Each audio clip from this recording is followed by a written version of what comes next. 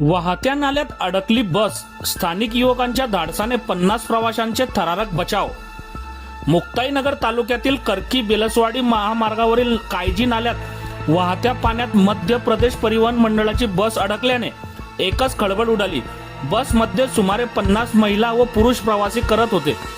काही काळासाठी प्रवाशांमध्ये भीतीचे वातावरण निर्माण झाले होते, मात्र स्थानिक युवकांच्या धाडसामुळे मोठा अनर्थ टळला।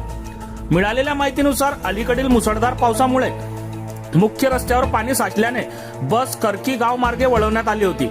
वीट भट्टीजवळील कायजी नाल्यातून बस नेण्याचा प्रयत्न करण्यात आला। नाल्यात पाण्याचा प्रवाह सुरू असल्याने स्थानिक नागरिकांनी चालकाला सावधगिरीचा इशारा दिला होता, मात्र बस वाहत्या पाण्यात उतरल्यानंतर अचानक बंद पडली आणि नाल्यातच अडकून राहिली।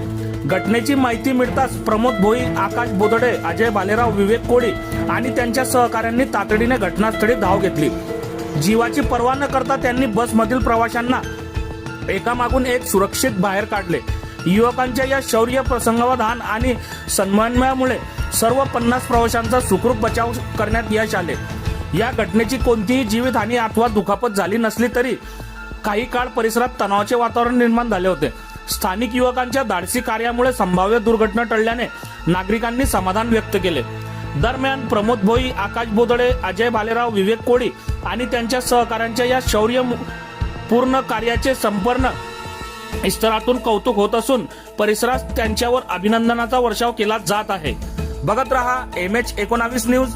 मुख्य संपादक श्रीकांत वानखेडे सोबत ब्युरो चीफ जोहेब सय्यद, जळगाव जिल्हा, महाराष्ट्र।